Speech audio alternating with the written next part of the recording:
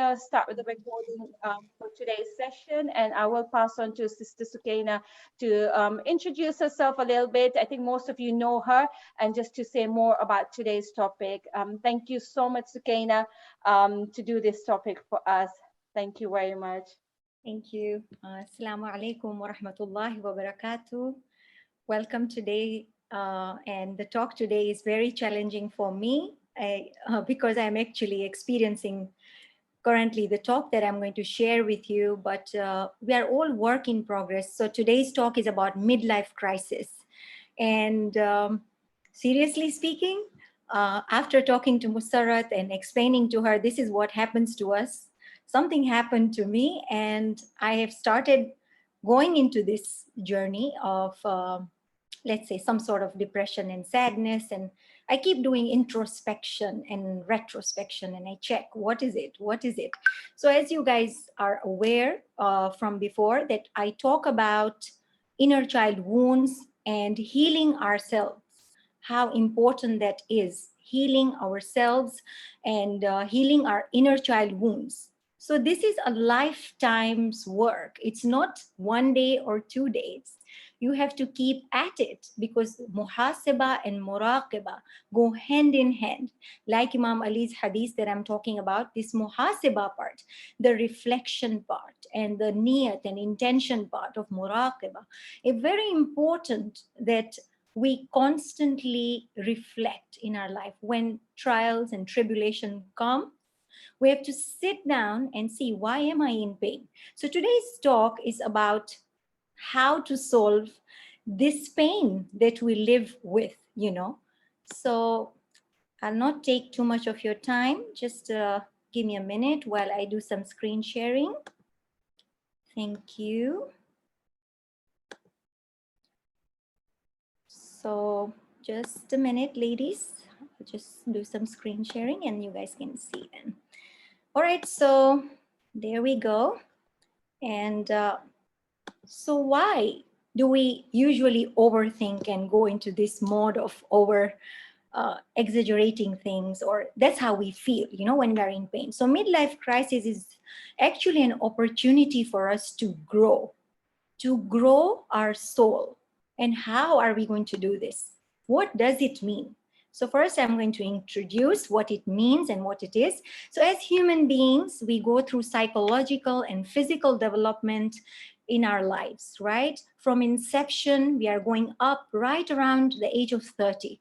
We start to decline in our physical strength and physical appearance, but something happens to us psychologically, and we come here in our glory at age 30, but that's not end all do all. What happens next is we go through spiritual transformation, right? So what is spiritual transformation? So the way I was talking about midlife crisis, right? So I'm telling you, currently, I'm feeling very sad and depressed. There is something that's making me sad. So I'm going to the root cause. I'm doing a lot of reflection, meditation, walking on the beach, trying to find out, what is it that's making me sad? What is it? I'm living a full life. I'm doing things that I love, but I don't find joy in them anymore. So there is something wrong with me. So I'm in this reflection mode. So I'll talk about the spiritual transformation, just like the butterfly, right? First it's an egg, then becomes a caterpillar. So currently I'm in this stage, which is chrysalis, right? When you are in this dark night of the soul. So when we go through this sadness or depression, there is something that's wanting to come up. Just like the caterpillar who is inside the chrysalis, he's clueless what's outside, what's going to happen, and is going to emerge into a beautiful butterfly. So the animal kingdom is a beautiful metaphor to understand the metamorphosis we will go through in our spiritual journey. So the spiritual journey is like this, right? We have an inner child wound. We have a wound that we have received from our childhood, whether it's I'm not enough, I'm not good enough, or maybe something is not available to me. Success is not available to me. Confidence is not available to me. Or maybe the wound is I'm different. I'm different meaning I cannot fit in the community. I'm different from the culture the way people are. So we can have any wound from our childhood: fear of abandonment, feeling unlovable, not feeling worthy. So these are our inner child wounds. But then in our lives, we go through these phases of sadness or depression and reflection. And we think, why am I feeling like this? What is wrong? So the analogy today we are using is of the butterfly, going through this metamorphosis in our spiritual lives and then coming out a new self. So we will morph from a caterpillar to a butterfly. The nature shows us this. As we see snakes, they shed skin. We see the butterfly changing. Same thing happens to us. How do you know that you are going through a spiritual crisis? This midlife crisis is actually a spiritual transformation. And usually what happens is there are a few signs that people go through. And it can happen in different stages of life, but we'll come to that later. What are the signs that would tell you that you are going through a spiritual transformation? Things start to crumble. So the things that you used to enjoy, you don't anymore. You feel the desire to be alone. And I'm asking for space from everyone right now as well. And you feel lost, confused about everything in your life. You start questioning your culture, your faith, your ambition, your career, everything about you, your value system. You start questioning everything. And after you do all this questioning, the last thing is you have a particular life lesson that seems to be confronting you. So you can't figure out, why am I not feeling good enough? Why am I feeling like this? I'm feeling different. I don't fit in. I have this pain in my heart. So I'll explain. Transforming happens to everyone. It's a natural part of life, and it's usually the spiritual transformation that provides the most impact. Before you transform, your life has to crumble in some way. Some parts of you needs to be buried or broken off in order to be transformed. This process can be very painful, but it's also one of the most magical and enlightening experiences that you can have. Like the humble caterpillar, right? At a certain stage of its life, the caterpillar goes into darkness, into the cocoon, in order to be transformed. Do you think the caterpillar knows what's happening in the cocoon? Do you think he can see past the darkness? Maybe not. So life occurs like this. There is a cycle, right? In a single human lifetime, the first cycle is conception and the last cycle is death. Death is not an end, but merely a start of a new cycle. Rather than viewing these cycles as separate circles, they exist in almost a spiral pattern. There is a flow, and everything is connected so we can blossom into our fullest potential. The human transforms every 7 years. In a 7-year cycle, all our cells are renewed, replenished, and it's also believed that this cycle involves spiritual transformation as well. So when I said 7 years, and I have noticed this in my life, that I was not okay at age 14. I had some spiritual crisis at age 21. As I was sitting down and journaling, I could see age 28, I had something going on. But it doesn't have to be 7 years. It can be prior prior to midlife. It could happen at any time in life where you go through this sadness or this uncertainty, where you doubt things, right? So that's what happens.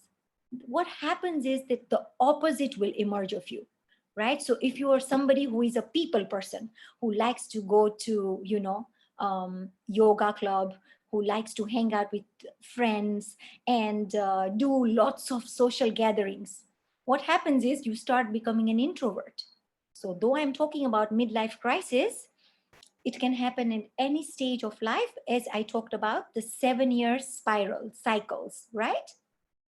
So you can be an active person in the first portion of your life. So let's stick to midlife crisis. The way I see it, we have the first adulthood from 18 to around the age of 35. Then as we approach 40, we start our second adulthood. And that's why we're talking about midlife crisis. So what happens is we feel disconnected from the friends that we have. If we were an extrovert, we become an introvert. And we start feeling different. We are not fitting in. We don't like the friends we have. We seem to think that they are boring, they're not interesting. And if we ignore those signs, and because we are not used to introspection and we are used to seeing outside, so you start changing your hobbies and stuff like that, what happens is the body starts activating and you start getting physical symptoms: migraine, sciatica nerve, shoulder pain, and you'll see different symptoms. So midlife crisis looks very scary. As I told you, I'm giving this talk, and just before the talk, I actually went into this portal, and now I don't feel like myself because I want solitude. I don't want people to disturb me. I need to figure out where I'm going because I am very uncertain right now about my journey. So it feels like very scary. If you're going through this, you feel scared, you feel alone. It feels like some sort of death. So, towards midlife, this healing journey comes up, and it's really profound. It's a meaningful journey because there is a deep calling within me, and I know what it is, right? But there are certain parts I really don't know. So, as I said, if you were an extrovert, you become an introvert. You become quieter, your friend circles change, you start socializing with other people, or you stop socializing altogether. So now all of a sudden, you start losing your friends group. Your social environment changes, your friends change, your preference changes, and you feel like you are depressed. You feel scared. It feels like you are dying because you are questioning everything in your life, from your career to your relationships to your, hobbies, to your culture, to your faith. You start asking these questions, and you seek why. And that seems scary and uncertain. It doesn't feel safe at all. So, why do we feel this? So, as I was talking about first adulthood, so what happens is by the time you're 18, you know what is the cultural script that we are given. What is the script we are given as children? Go to school, go to college, career, get married at a certain age, have children at a certain age, and then this is how the list is. But by the time you reach 35 or 40, you have sort of run out of the list. And now the children have left the nest. You seem to have extra time on your hand because you are done with all this. And you start thinking there is more to life than just doing. And then you start reflecting more. So, as I said, we had a script and we had to follow, right? But nowadays, people go through midlife crisis before even the age of 35. There could be people going through midlife crisis at the age of 21 or 25 because we have nowadays people don't follow the script. All right, in the olden days, previously, we used to follow this script, right? Go to school, college, university, get married, have a career, have children. But now many times our children will say, you know what, I don't want to get married, I don't want to have kids, or I don't want to go to college. I'm going to be an entrepreneur, I'm going to do things differently. And when you do things differently, you don't have a script. So you are your own guide. So what happens is many young people, in fact, before even they reach the age of 35, have already created their own personal list of achievements and they are very successful at it. But then they get a spiritual awakening way before midlife. So people live by these terms and conditions of the culture, right? So the culture script and the conditioning that we have, it's like a roadmap for us. It's like a path to follow. So as long as we have followed it, we had something to do. So we were busy doing. But if there is somebody who is not following the norm, who is going against the culture, what happens to them? They create uncertainty, which comes in the form of anxiety as well as freedom. But they can have a spiritual crisis way before midlife crisis, the way I'm talking about. So it's not necessary that you go through this spiritual development uh, necessarily at midlife. It could happen at any time in your life if you are not culturally conditioned and you are not busy doing. So in our psychological development, so think about it as the midpoint from your psychological development point of view. You have lived one half of your psychological development, and now you are going to live the other half of the psychological development. And people will enter that space in their late 20s. A lot of people have reached a lot of success because they don't have this checklist. They have their own checklist, right? So they have achieved the success they wanted, but they have this awakening because they are very in tune with their heart and their true calling. So they go through this spiritual awakening at age 21. And you can think about whatever is, midpoint for you in your psycho spiritual development. So if you are going through this similar kind of thing that I'm talking about, feeling sad or depressed, moody, as we said, when we reach 45 and the menopause is nearby, so our hormones also are not okay. So we do feel these kind of things. Remember one thing, you are not alone. So if you feel like your life is crumbling, you feel like you are fighting everything, you are not alone. Seek help. Go for um, you know go to a psychologist, ask for help, because this is something that you need help with. On your own you cannot figure it out. Even I, as a coach and a therapist, I have somebody who guides me. So I have a guide because I don't know what to do right now. I have four different perspectives.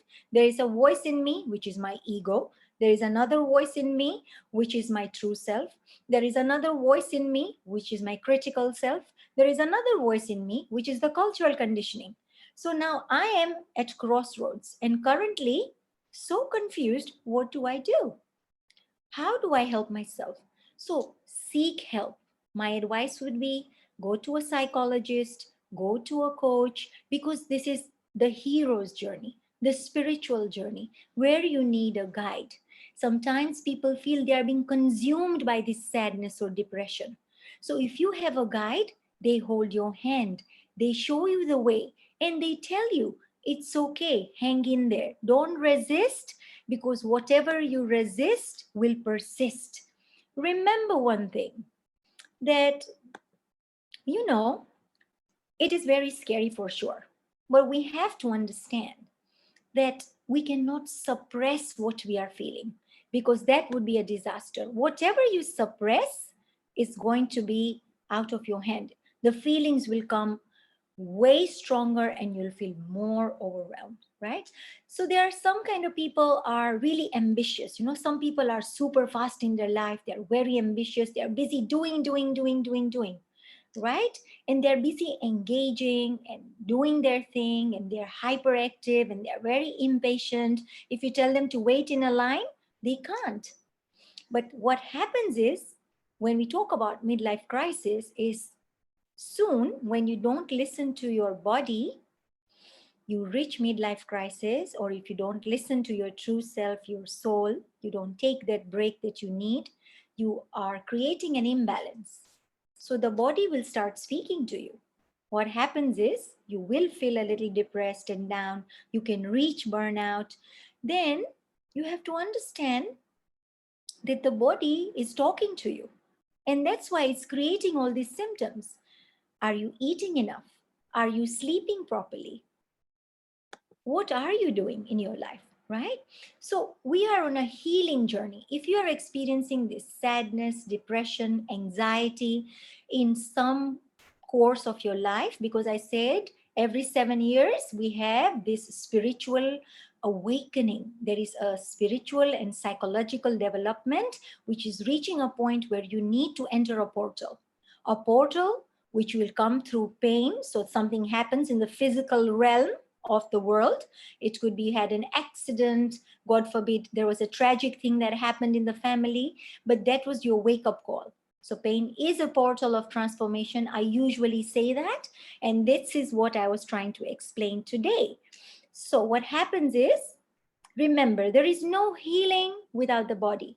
So there is no balance without the body being balanced. Listen to your body, right? Ask your body, are you eating enough? Are you sleeping enough? Are you hydrated enough? Do you drink too much caffeine? Are you nourishing your body? Because we have to understand there is a mind body connection.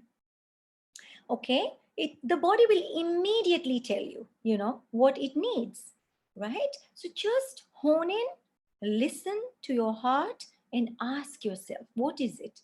So as we talked about, sometimes what happens is when we ask ourselves and we get the answer, we say, that's nothing, that's just mind over matter. But remember, if you keep not listening to your true self, then after a certain time you will reach a breaking point, which is the midlife crisis. And that is a breakthrough point. You are not breaking down, you are breaking through, like the butterfly breaking through the cocoon and flying outside. So take this pain as an opportunity for growth. So the way you tend to your body really matters. The way you listen to your body really matters. The way you nurture your body really matters. The way you feed yourself food. Are you shoving food down? Are you eating fast to save time? Are you eating on the run? Right? Tend to your healing. It will only happen if you tend to your body. And that's it.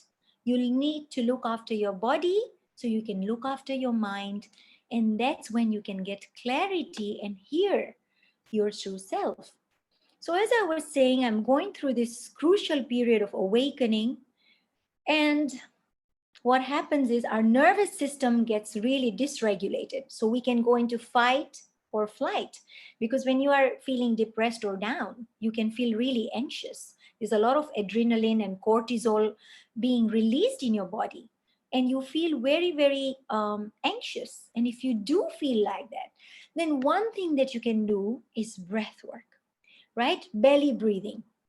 Just putting your one hand on the chest and one hand on your stomach. We can all do this together right now. So I just want you, just to take a deep breath in. Inhale, stomach out, hold it, and exhale for 7 seconds and suck your stomach in. The more you do breath work, the more you are going to be in tune with your body. You want to calm the nervous system down and bring yourself to homeostasis, right? You want to bring yourself out of fight or flight and calm down the nervous system. So our hearts hold a lot of pain and a lot of grief from either our childhood or our past experiences, and those have been triggered in this midlife crisis. So that's why breath work is the best. The more you can breathe the proper way, which is the belly breathing, to calm yourself down in order to connect to your body and to understand that, whatever I'm seeking is within. It's not outside, it's inside. You can't heal the mind without the body. It's not going to happen. Psychologically, these things are all united, right? They are one. The mind, the body, the soul, right? There will be no spiritual guidance if you are not going to calm your body down. So first of all, look after your body and look after your mind. All right. So I'll give an example of the phone. We can be on social media, Instagram, TikTok. We keep watching and browsing, and we are being bombarded with information. And then we get an information overload. So we have the information, but we are overwhelming our nervous system, and our brains are getting damaged with so much information. So when we are overwhelmed, then the spiritual self will not show up because our bodies become really tensed. And in order to heal, We have to understand, we have to sit in solitude, in silence. We need to do the breath work. The spirit is not going to show up in a tense body. I want you to think about the spirit in your body, the wise part of you, the intuition inside of you as a circulation. If your body has poor blood circulation, your body is tensed, your body is inflamed.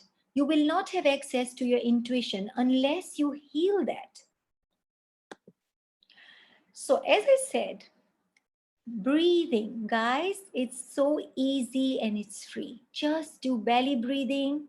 Inhale for 4, hold for 4, exhale for 4, hold for 4, and again inhale for 4.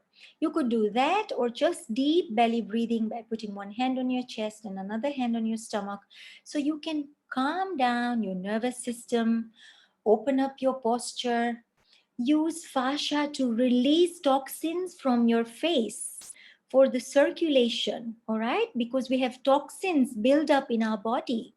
So it's very important to do these practices, all right? So there is energy that can move through us, and it's not moving through us if it is blocked, right? So we need to create that access. How can we do our shadow work?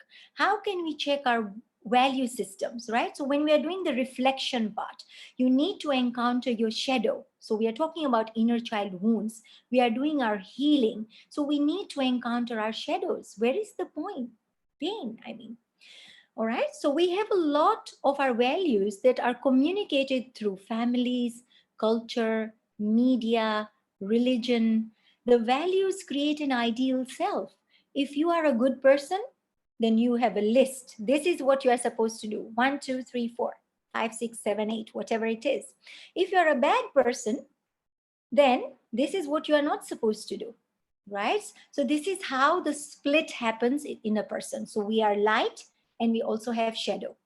But this is created way before when we are a child, right? When we are a child, when the parents teach us good and bad, black and white, polarization thinking, when we compartmentalize things, right and wrong, good and bad, right? So then that's where the schism occurs or the split occurs, and every one of us have light and shadow. So we have a self which is good, and we have a self that we don't like. So the habits that we cannot change and stuff that we are stuck with are the shadow part. So the splitting happens to us when we are children, and it happens inside of us. So we have a persona on the outside world, and we also are aware of our shadow, our flaws and our bad habits, right? So we have to understand, when we are doing our healing journey, we have to feel our feelings. And that's why it is so sad, because there's anxiety, there's uncertainty, there is sadness. And many times, many people have something called shame, right? Because we were ashamed as children.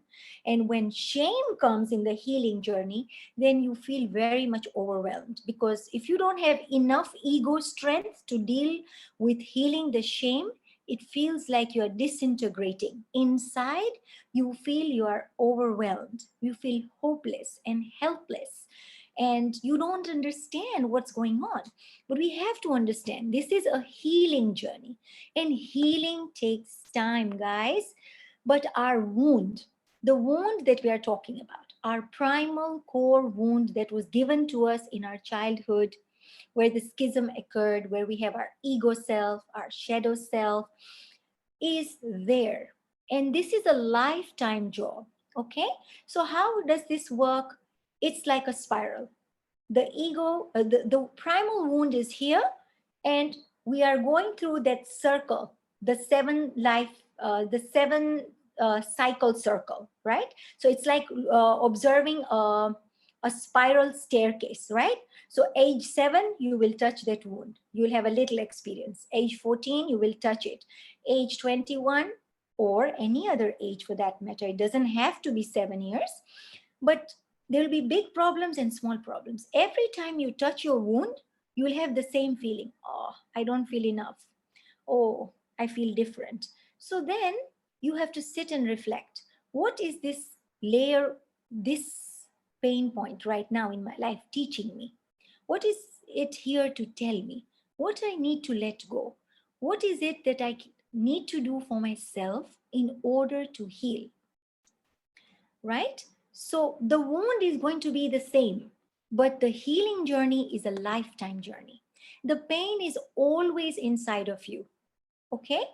There is some kind of pain inside of all of us, and it is going to stay there. You can't reconcile it. You will never understand it. You will never get to do what you are needed to do with it, but you can never turn back time to fix it, because you can not have something called you are healed. Nothing like that exists, right? Your healing journey is a constant journey. That's why muhasaba and muraqaba is so important, to sit in silence, in solitude, reflection, contemplation, healing yourself, right? So how do you know the wound is not healed? Because every time you touch your wound, if there is little burning, you will be able to let go. But if it is something big that happened, then it will suck you in. You will feel the sadness and you will feel the depression kind of feeling. So if it's still burning, then you still need to do more work. If it's burning, you need to soothe your nervous system first, your body first. How do you do that? Go to nature, do some walking on the beach. You need to do grounding.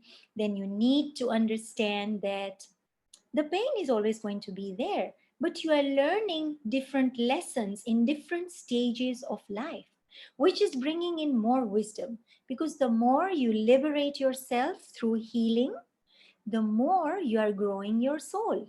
So you will be able to tolerate some things, but some things will be unfinished and they are going to stay there with you for a long time.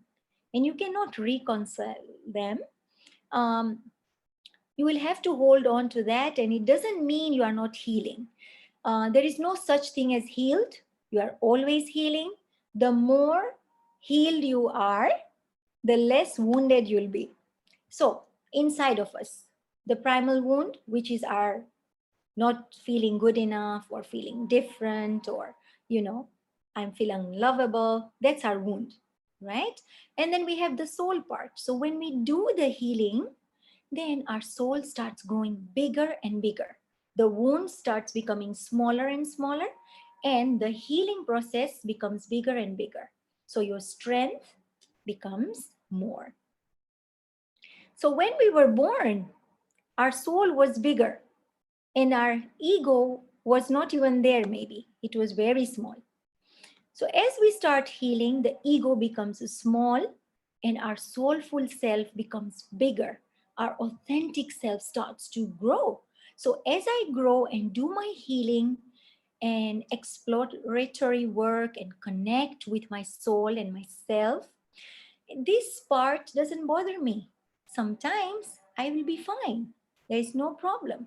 But sometimes, as we go through midlife crisis or bigger challenges in life, we will feel the egoic self versus the soulful self. But we have to understand the egoic self, we have to make it smaller and smaller. As we heal ourselves, it becomes small, and the soulful self will grow bigger and bigger as we proceed in our healing journey. So how do we know we are in our soul self? Well, the soul has a certain way to do things. Whenever you are in your soul self, you will feel, there is some sort of flow. You love to do this, right? Because what is that? That is your value based life. How can I serve people? How can I do good? How do I help other people? But if you are coming from ego self, how will you know it's your ego self? Because that's pleasure seeking, and it can come up with things that are not very value based. So during your journey, the more you do the healing, excuse me, the bigger the soul becomes and the less loud the ego will be, because you can differentiate. You'll say, I know that's not my true self, that's my ego. So when the soul is driving the ambition in your life, you will be in a flow like state. Yeah, it's very easy to be in your soul self. It's going to be like a downhill swim. Yeah, you will see the spirit. It will not find it hard to engage in its true self. One of the books that I can recommend for you to read is Soul's Code. I haven't read this book, but yes, it's very helpful if you read it. But this is one of the recommendations I would say. How do you know you are in your spirit self? So you will be very easygoing. Whatever you are doing will come flawlessly to you. So I've given some examples. When I'm in my spirit self, I know I'm in nature, I'm at the beach, I'm loving it. I love studying, I love coaching, I love doing therapy for people. And I'm just feeling that, I'm in the flow. The time stands still for me. I could study for 4 hours and be happy. So that's my true self, right? I'm feeling good. But if it is something that is against your soul, you will find it hard and draining. This is also the part of healing journey. Healing journey is difficult, but it's not hard, right? So if you feel overwhelmed, remember what I said? You need to find a guide, a spiritual guide, either a psychologist or somebody who knows how to heal inner child wounds. You can do Reiki, you can do other things to heal yourselves. So do things that are good for your soul. How can you grow your soul? Feed your soul the things that it needs. Nurture your soul. How are you going to do that, right? Anything you nurture grows. So if you nurture your friendship, it grows. Any relationship you nurture, it grows. The plant, if you nurture it, it grows. So nurture your soul. It is salah, it is Quran, it is journaling, it is doing dhikr of Allah. Azay, Yeah.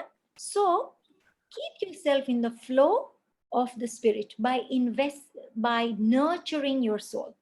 You can do that by reading Quran, doing salah, doing a shukr, namaz, anything that works for your soul. You know what you love to do, which ibadah you love to do, what things you like to do in life, right? Serving other people in your own way. So many times what happens is, right? I've experienced this and I'm sure you guys have as well.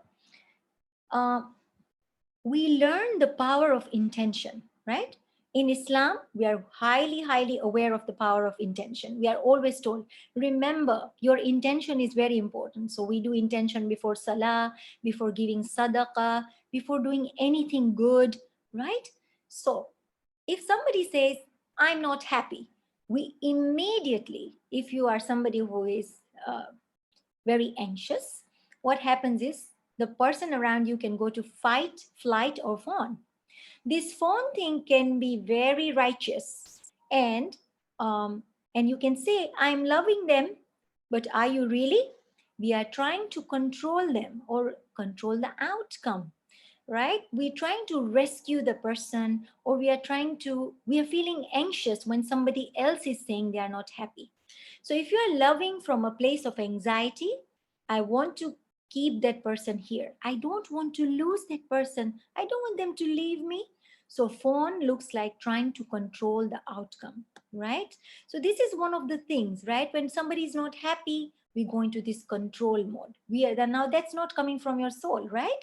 So this is not a place of love. You are not coming from love. So remember, whatever you do it with intention. So one of the things that I wanted to explain was, we love people in our life, but sometimes we forget our intention. We want to rescue them, right? And sometimes what happens is we love our children and we do sacrifice. When we do sacrifice, and if we do it without intention, what happens next is when they grow up, we have resentment. If they don't listen to us or something, we tell them, but after all that I did for you, right? So we have to understand that that's not right, because that's where our conditioning and our programming is coming in from, right? So understand the power of intention and use this power of intention to heal yourself. So if you're reciting Quran to heal yourself, create that intention. Ya Allah, heal me through this recitation of the Quran. Make it shifa for me. Yeah. So remember, whenever you're coming from control And if you're controlling any situation, that is your another mechanism that I'm talking about is fawn. So be careful. Love is not love if you are controlling anything, right? And especially if we are controlling our children, because now we have to understand children never asked to come in our life, right? They didn't ask, they came. They're a gift from God. We planned to have kids, right? So we should be ready to sacrifice, but sacrifice with intention. And that is important because what happens is in our healing journey, we have done this mistake before. We have been modeled by our parents love as sacrifice. What does that look like? I betray myself to keep the relationship. I get little vulnerable emotional connection. I feel resentment, anger, and I'm unseen. I stay quiet about the issues to avoid conflict. I put everyone before myself and am often burnt out or exhausted. Ladies, I think I have done this for a very long time. I had done this for a very long time in my life until my growth started. Alhamdulillah, I'm here now, not here. So, this has been modeled to us by our parents, especially our mothers, you know. We sacrifice everything and we become madloom. We don't look after ourselves, and that creates later anger and resentment. So when we go through midlife crisis, these things start to show up. What are these things? Anger and resentment, because we did love as sacrifice. We did not do love as growth.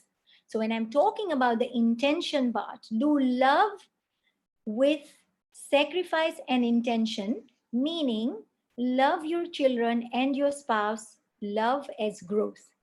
So have that space for yourself, for freedom. Healing is your priority. Create space to feel safe and have emotional connection with yourself and your spouse and your children. We have to work to see, hear, and honor each other.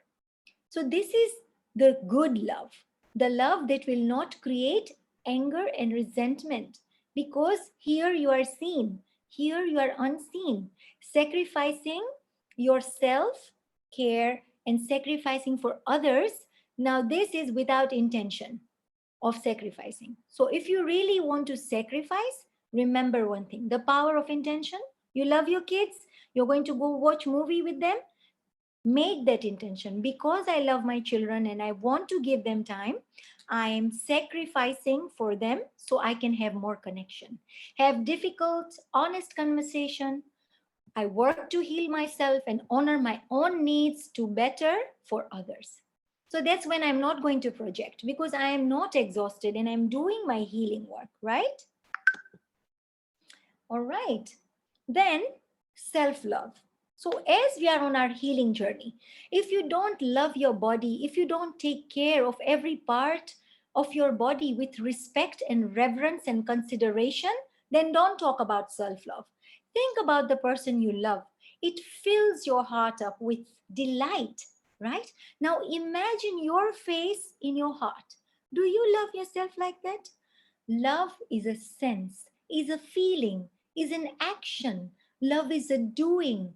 Love is being. With the healing journey, can you relate to yourself in these areas where you will prioritize yourself, your healing, your solitude, your reflection, your walking, your breathing, right? Take care of yourself. Talk to yourself. Be with yourself. Ask yourself, what do I need? How can I be there today? As you ask yourself, what do you want? Of course, you need to move. So go for your walks, do your yoga, do your stretches, and you need to be committed, right? You can't do 2 days and then leave it. No. So work out, eat your chocolate, have your hot chocolate, because all these things are important. You're looking after yourself. What are you eating? Be mindful of your food. Don't have junk food. Have real, good, nutritious food. You are what you eat. Because you are on a healing journey, remember, don't indulge in food which is toxic. Eat good food so you nurture your mind, body, and soul. You will feel good. So remember, you have that container. What is good for my body? Okay? What is good for my body is good for my soul, right? So in your healing journey, you need to either see a therapist if you feel overwhelmed, you need guidance from a coach, you need to make sure you do the breath work, go for a walk, do stretching, use this gua sha. This is a stone to be able to rub on your face and your throat where our lymph blockages are there. So when we do that, we are going to remove those blocks, right? Now, there is no mental health without physical health. So there is the mind-body connection. This is what I want to explain. There's no mental health without physical health. If your body is hurting, your mind is hurting. If your mind is hurting, then your body is hurting. They meet at the center of your heart. So, how can we be more self-aware in this journey? How can we cultivate this in our life, right? So, I've been talking about muhaseba all the time, reflection, contemplation, right? Retrospection. So, reflection, do journaling, ask yourself, connect to your intuition. Before you go to sleep at night, tell your inner self and say, give me dreams and guide me. And guys, when I did that, I got dreams. I can't interpret them yet, but I'm writing down my dreams. Your intuition will start talking to you. But we are not in the practice of, doing these things. So our intuition has like become slow or is very, very mild when it talks. So, in order to inculcate self awareness, remember reflection, stillness, so just sitting at the beach or doing meditation, spending time with yourself alone, very important. Because remember, you are going to spend time with yourself forever, right? So, it's important to know who you really are. Be curious about yourself, deepen your relationship with yourself and develop this relationship with yourself.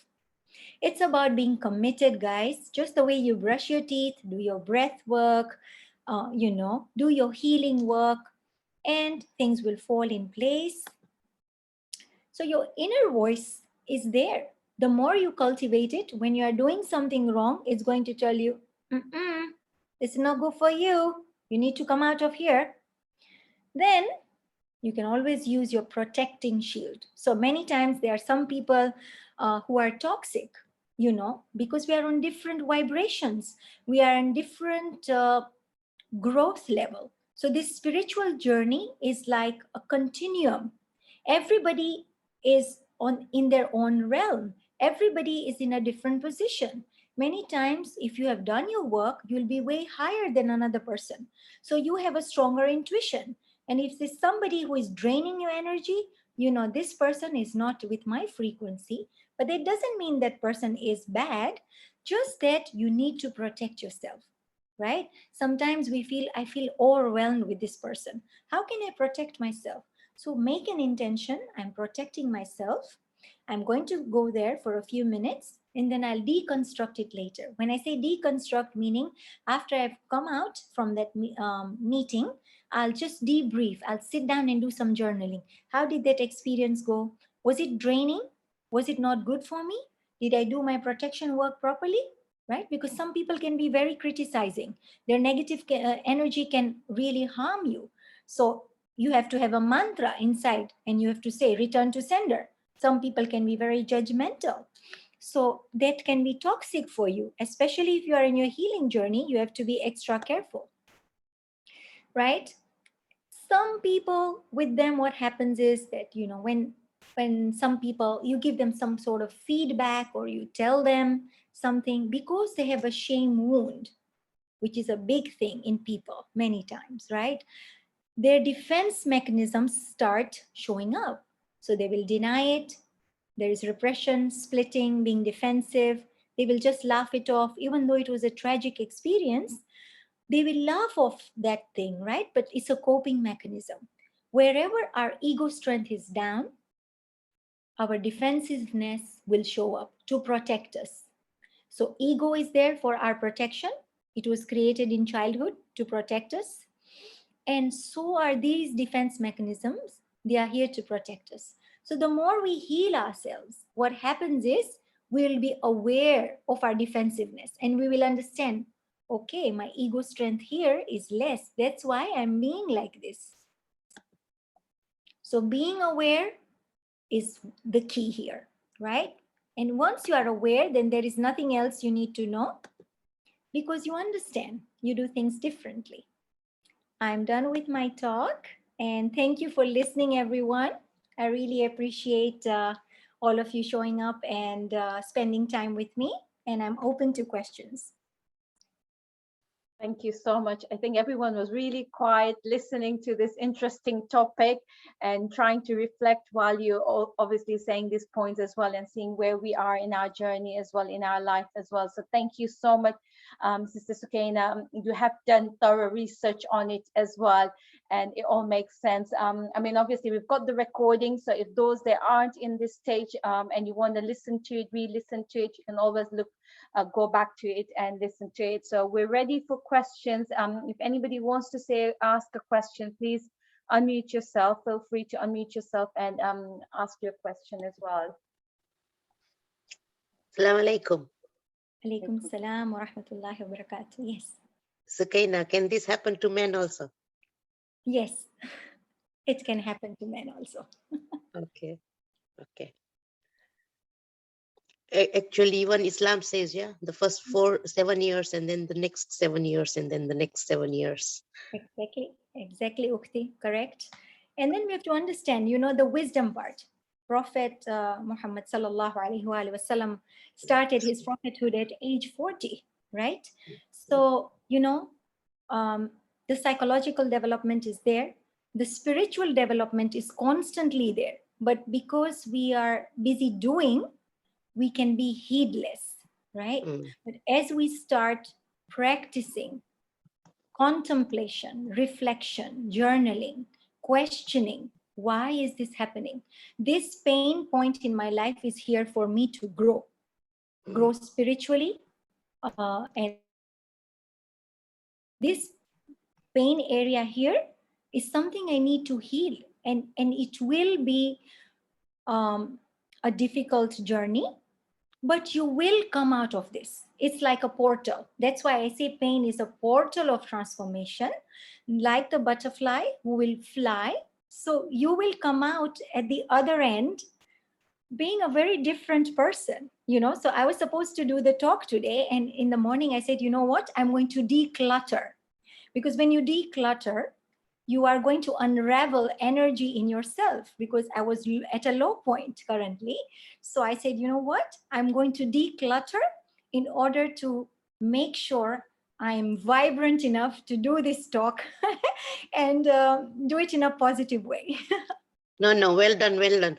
And about the intention also, we hear many times that even if you are reading Quran, if you want to increase your knowledge, make the intention. If you're eating honey and milk in the morning, make the intention that you should increase your memory. Don't do it just like that, because that will be just like drinking milk. So intention is very important. It's key. Thank you very much. You're most welcome. Assalamu alaikum, Sukaina. Thank you so much for your talk. Alaikum salam. Yes. Can this be shared, please? The slides that you were showing and the recording of the talk, please? Sure. I'm sure Ikra Library is having their thing. So they have recorded the talk. So I'm sure Musarat will send it on the Ikra Library WhatsApp group. As for the presentation, I will send it to Musarat, and then she can share it on the group, inshallah. Inshallah. Thank you so much. May you be blessed. Ameen. Assalamu alaikum. Alaikum salam. Okay, so you said with the negative people, you be with them. But if you have in your life living with the negative people, how you can avoid that?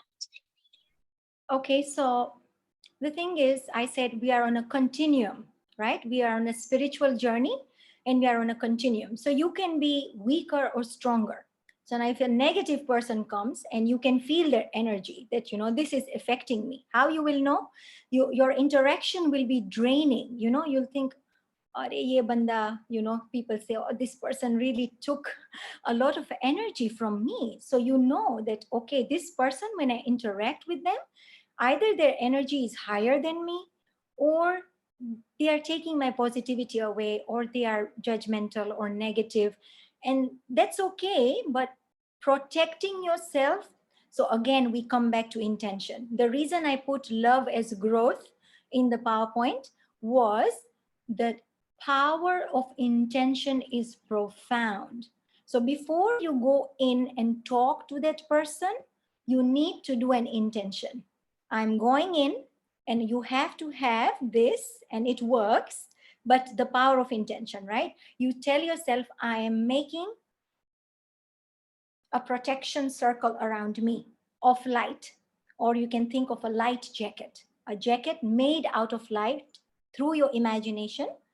Zip it up, and then think of the protection. So you can say Allah's names, though I know I'm just using light. So you can say, Ya Nuru, Ya Allah, you protect me. I'm wearing this jacket of light, and I'm zipping myself up to protect my soul and to protect my energy, so I don't be affected by this. So use Allah's names. Any name of Allah can be, cure. So use any of Asma'ul Husna, any name of Allah that you like, right? You can say anything that you can relate to, and then do the intention. Ya Allah, protect me. I'm going to meet this person. I should not be drained. And sometimes this person will give you a negative feedback, or they are criticizing and saying mean things to you, and you are feeling it at that time. How can you protect yourself? You have to have a mantra: return to sender, return to sender. Go back to that person only. So it should not come to you, because words have energy. If you let it in, it's going to bother you or bog you down and make you feel more, overwhelmed and tired and sad. So protecting yourself is important. So we can use Allah's names. We can recite a surah. Maybe you can do Suratul Ikhlas 3 times and ask Allah for protection. Do Ayatul Kursi. And when you're pretending to wear that Noor jacket, it's Allah's names that you are thinking about. Thinking of Ayatul Kursi, Suratul Ikhlas, do some sort of protection, a dhikr, and then go in with the interaction. So you are in the shield of protection by Allah subhanahu wa ta'ala, because you have asked him to protect you. Assalamu alaikum. Alaikum salam wa rahmatullahi. The sister asked, does this apply to men? And you said yes.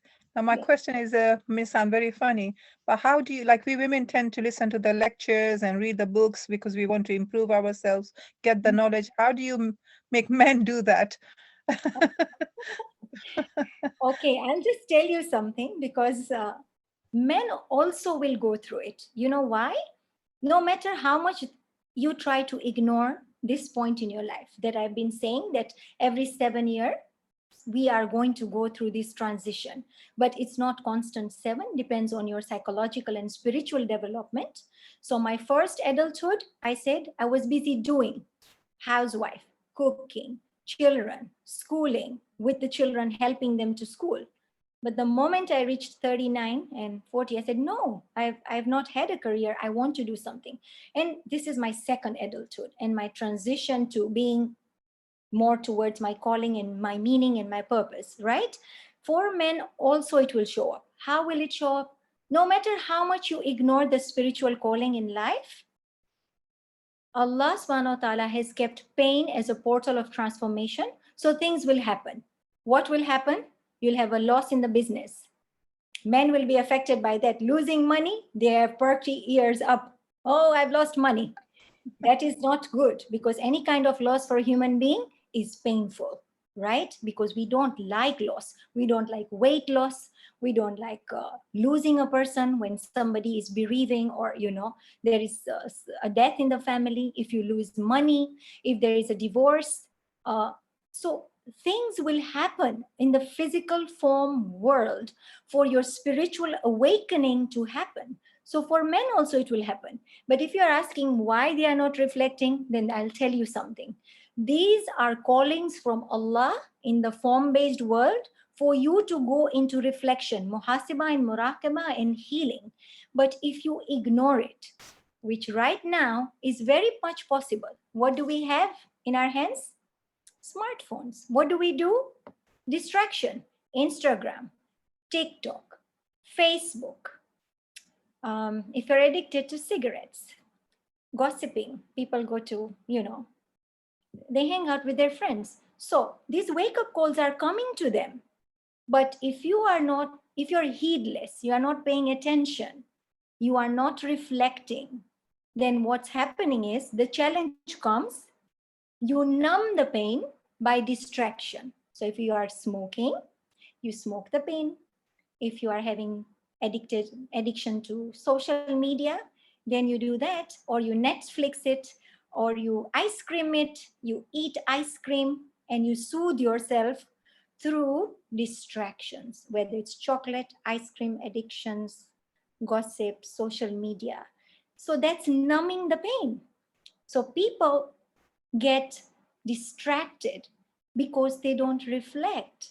And that's why when you are going through this spiritual awakening, very important not to numb the pain.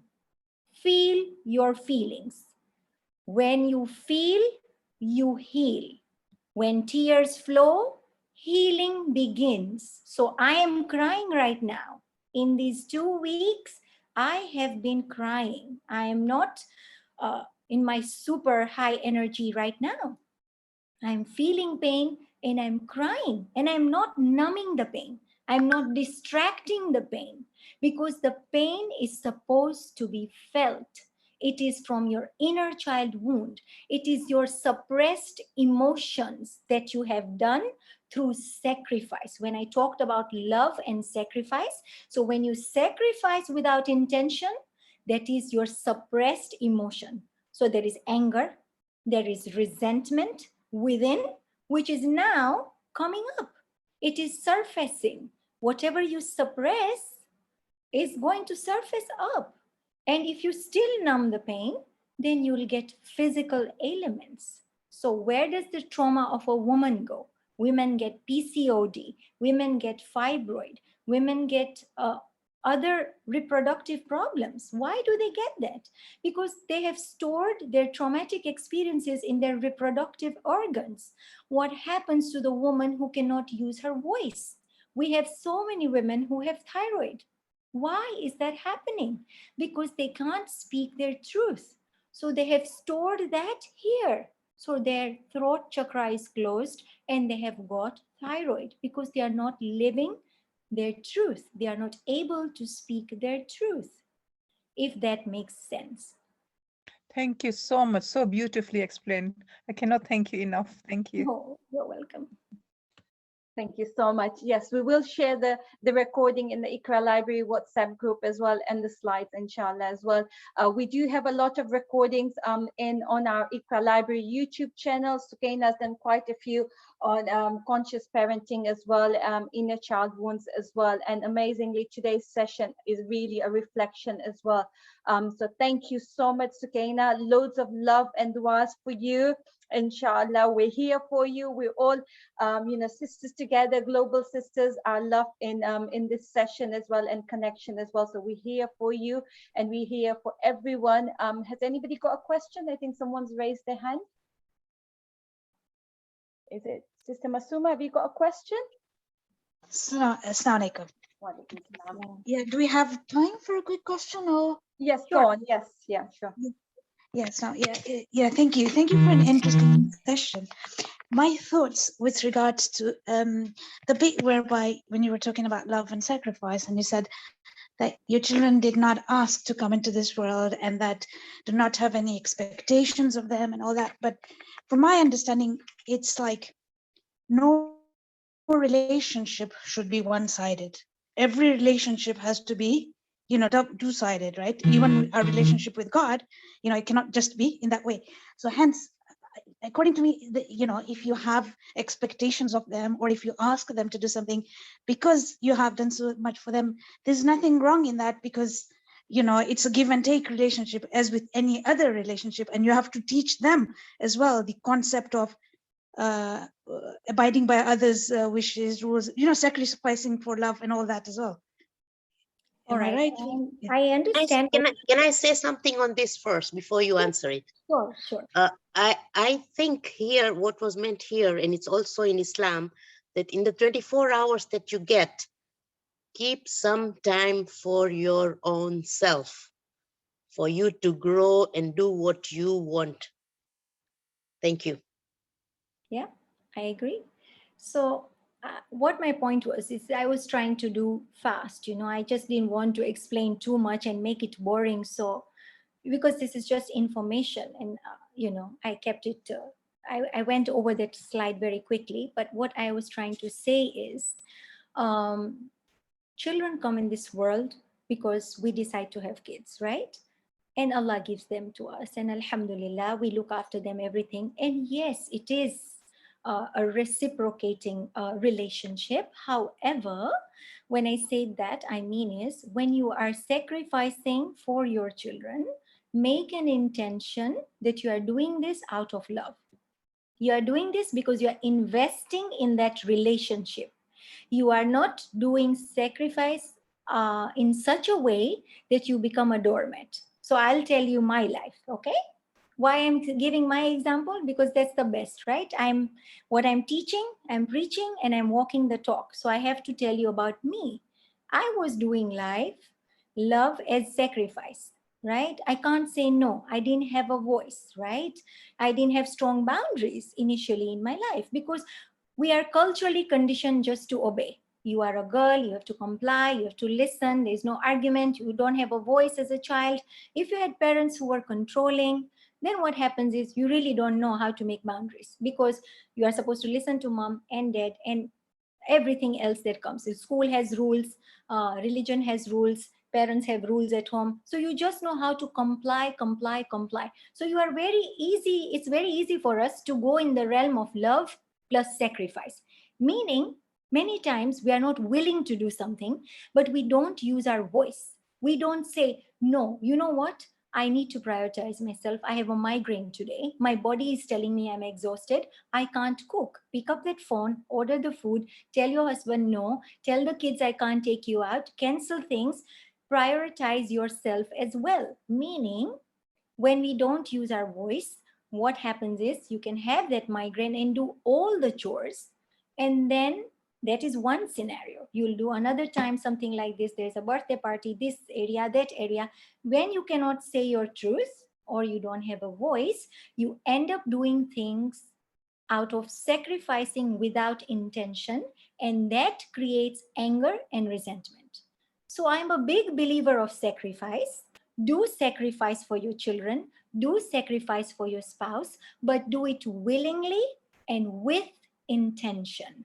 Meaning, I'm doing this, you have to consciously tell yourself that I'm willingly, consciously giving my time to my children and taking them out. Because if you do not prioritize your well-being and you keep sacrificing without intention, that will create anger, resentment. And if you suppress that anger and resentment, it will come out later on in life in some other form, either a physical form or a mental health thing, or you'll go through sadness or depression or something, because anything suppressed will resurface, and it will resurface in a stronger way, right? So it's understanding sacrifice is not bad, but it has to be done from a place of intention. So if you are not willing and if you keep sacrificing, you will create problems for yourself because you will overdo it. Thank you so much. Thank you. I think love is really important. I mean, the daily chores we do probably at home, rather than just changing your intention. I've got to cook today. Just make it, change the intention. I'm cooking the food because of the love. So it's just, I think, just changing your mentality, using that intention puts you in the right mind as well, rather than doing something because you've got to do it. So thank you so much. A really interesting session. Thank you so much, Sukaina. Thank you to everyone for joining in. We have sent the link of the Ikra Library WhatsApp group in there, or you can just message me, and inshallah we'll share the recording with you all. Thank you so much, and we will see you inshallah on Friday at 10 o'clock. We do have a session, and I'll post that poster in the Ikra Library WhatsApp group. Loads of duas for all of you, loads of love and duas, Sukaina. And for all of you, make sure you spend time with your family, and also keep some time for yourself as well during the holidays as well. Thank you so much. May Allah One bless last you all. word, Musarat, one last word. Go on, Sorry. go on. Yes. Yeah, you know, I like very much what they say on the airplane, that if there is an emergency, first look after yourself, first give the oxygen to yourself so that you can help others. Thank you so much. That was amazing. You That have is- now understood love as sacrifice is disaster. So that was my last thing to say. Thank you very much. Thank you. Sukaina, it's Maimun auntie. Oh, I thought so, because I thought I know this voice, but I was not sure. Thank you, Okay. Bye. Thank you. Yeah. Thank you. I've used that with my children as well, that phrase, that wording. So I've got little children and teenagers, and a few times I have mentioned it to them that mommy needs to look after herself, to look after you guys as well. And inshallah, if we upbring our children with the right mind frame, you know, we will help them, we will help ourselves as well. So thank you so much. Thank Khuda you. Hafiz, everyone. Khuda Hafiz. That is. Khuda Hafiz.